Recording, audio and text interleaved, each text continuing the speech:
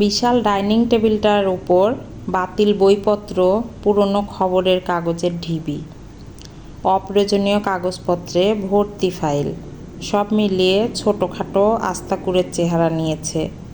2 বছর আগেও এই টেবিল ঘিরেই ঘোষ পরিবারের সবাই একসাথে খেতে বসত। বিশাল সেগুন কাঠের টেবিল, চারধারে 10টা চেয়ার, একসাথে 10 জন খেতে বসতে পারত। ঘোষবাড়ির কর্তা যতদিন বেঁচে ছিলেন, প্রতি রাতে আর ছুটির দিনগুলোতে 3 ছেলে নাতি নাতনিদের নিয়ে খেতে বসতেন। ঘোষগিন্নির সাথে 3 বউয়েরা হাত লাগাতো পরিবেশনের কাজে। বাড়ির পোষা বিড়াল 3টে ম্যাও ম্যাও করে পায়ে পায়ে ঘুরে বেড়াতো মাছের কাঁটা পাওয়ার আশায়। বিশাল ডাইনিং টেবিল মুখরিত হয়ে উঠত সম্মিলিত হই হট্টগোলে। এখন সেই বেড়ালও নেই, কর্তাগিন্নিও নেই, অন্য সদস্যরা আছে, টেবিলটাও আছে, কিন্তু সকলে একসাথে খেতে বসার মানসিকতাটাই হারিয়ে গেছে। টেবিলটাও হারিয়েছে তার মান। সংসার জায়গাটা বড় অদ্ভুত। সম্পর্কের গিঁট কখন কিভাবে হঠাৎ আলগা হয়ে পড়ে কেউই ঠাহর করতে পারে না। বাবা মা মারা যাওয়ার পরে 3 ভাইয়ের মধ্যে নানা ব্যাপারে শুরু হয়েছিল মন কষাকষি। বউয়েরাও যোগ দিয়েছিল কাজিয়ায়। অশান্তি উত্তরোত্তর বেড়েই চলছিল। অবশেষে 3 ভাইয়ের হাড়ি আলাদা হলো, শান্তি ফিরে এলো বাড়িতে। যদিও ওপর দিয়ে সব শান্ত দেখালেও ভেতরে ধিকে ধিকে আগুন জ্বলছিলই। বিশাল টেবিলটার কোনো প্রয়োজন ছিল না কারো কাছে তখন। যত হাবিজাবি জিনিসের আস্তানা হয়ে উঠেছিল ওটা। এক রবিবারের দুপুরে সুবোধের বউ মাংস কষাচ্ছিল। কষা মাংস, চিংড়ি ভাপা আর আমের চাটনি হবে। অন্য দিনগুলোয় কারোর ভালো করে খাওয়ার সময় থাকে না। রবিবারে একটু ভালো ভালো রান্না না হলে সকলেরই মুখ ভার হয়। মাংস রান্নার গন্ধে বাবলুর প্রাণ আনচান করছিল।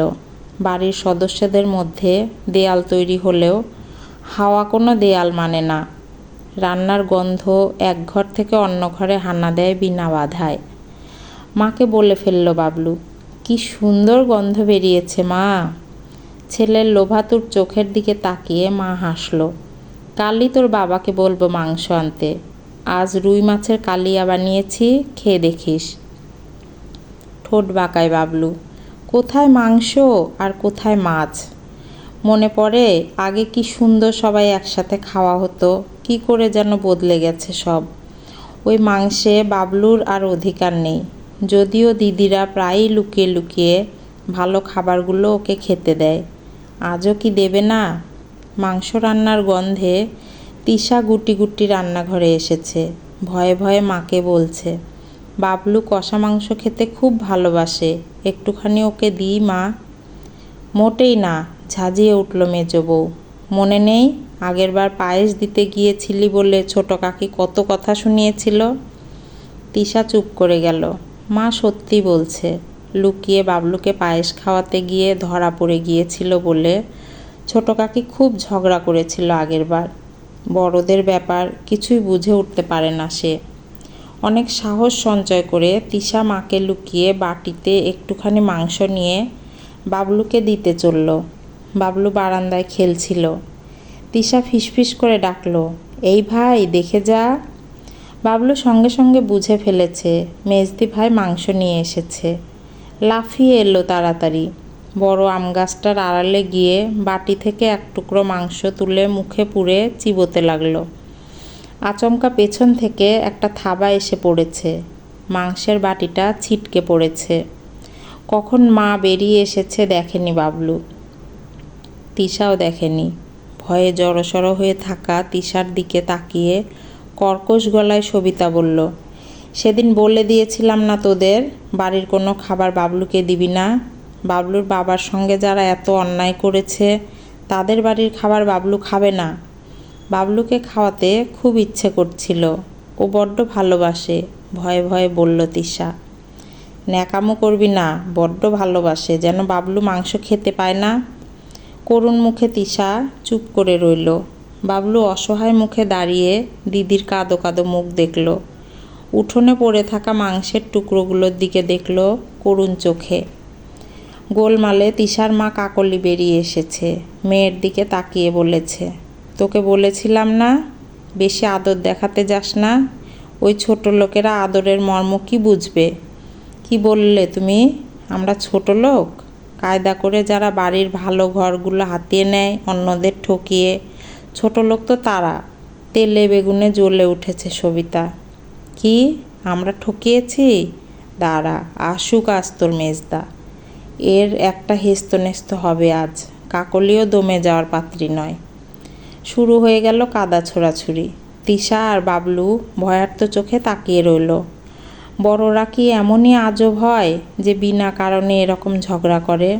দুটো অবুঝ শিশুর ফেলফেলে করুণ দৃষ্টিও থামাতে পারে না ওদের। ওরা জানে না ছোটরা অবুঝ হলেও বড়রা তো অবুঝ নয়। এত সহজে পরস্পরকে আঘাত করার সুযোগ তাই হেলায় হারায় না। সেদিন বিকেলে পাড়ার মাঠে খেলতে গিয়ে বাবলু বাড়ি ফিরল না। বিকেল পেরিয়ে সন্ধ্যা, সন্ধ্যা পেরিয়ে রাত, কিন্তু বাবলুর দেখা নেই। সবিতা পাগলের মতো খুঁজছিল বাবলুকে। কোথাও নেই ছেলেটা। ওর বাবার ফিরতে ঢের দেরি, ফোনও অফ বলছে। দিশাহারা সবিতা পাগলের মতো ছুটে গেল বড় ভাসুরের কাছে। এই ভয়ঙ্কর বিপদে পরম শত্রুই তখন ওর একমাত্র অবলম্বন। আকস্মিক নেমে আসা বিপর্যয়ে সবাই হতভম্ব, স্তম্ভিত। মনের সব তিক্ততা উবে গিয়ে তার জায়গায় এখন শুধু ছোট্ট ভাইপোটার জন্য উৎকণ্ঠার উদ্যোগ। সুবোধ আর প্রকাশ দৌড়ে বেরিয়ে গেল বাবলুকে খুঁজতে। বিপর্যস্ত বাবলুর মাকে সান্ত্বনা দিতে বড় দুই যা দাঁড়ালো পাশে। চিন্তা করিস না ছুটকি, বাবলুকে ঠিক খুঁজে পাওয়া যাবে। অনেক খুঁজেও কিন্তু বাবলুকে কোথাও পাওয়া গেল না। বাবলুর বাবা বিজনও ফিরে এসেছিল ততক্ষণে। সবাই হতাশ হয়ে বাড়ি ফিরে এলো এক সময়। পুলিশকে খবর দেওয়ার কথা ভাবা হচ্ছিল। ঠিক হলো বিজন আর সুবোধ থানায় যাবে। বাইরে বৃষ্টি হচ্ছিল মুষলধারে। চিলেকোঠার ঘর থেকে বাবার ছাতা আনতে গিয়ে পিউ অবাক হয়ে দেখল ভেঙে বাতিল হয়ে যাওয়া খাটটার নিচে শুয়ে আরামে ঘুমাচ্ছে বাবলু। ওর চিৎকারে সবাই ছুটে এলো। চিলেকোঠার ঘরটা বাবলুর বড় জেঠুর তরফে পড়েছে। সেখানে বাবলুর ঢোকার নিষেধ। কখন ঢুকলো কে জানে। সকলের চিৎকারে বাবলুর ঘুম ভেঙে গেছে। ভয়ার্ত চোখে সকলের দিকে তাকিয়ে মিনমিন করে বলল, আমি শুধু বারান্দাতে এসেছিলাম, ভেবেছিলাম মেজদি ভাইকে ডাকবো, একটু মাংস দেবে। তখন বড় মা সামনের ঘরে চলে এলো। ভয় পেয়ে সিঁড়ি দিয়ে উঠে চিলেকোঠার ঘরে বিছানার নিচে লুকিয়েছিলাম। তারপর কখন ঘুমিয়ে পড়েছি জানি না। বাবলুকে সুস্থ অবস্থায় দেখে সবার ধরে প্রাণ ফিরে এসেছিল। ঘরে আনন্দের ঢেউ। বাবলুকে ভয় পেতে দেখে সবাই হেসে উঠল।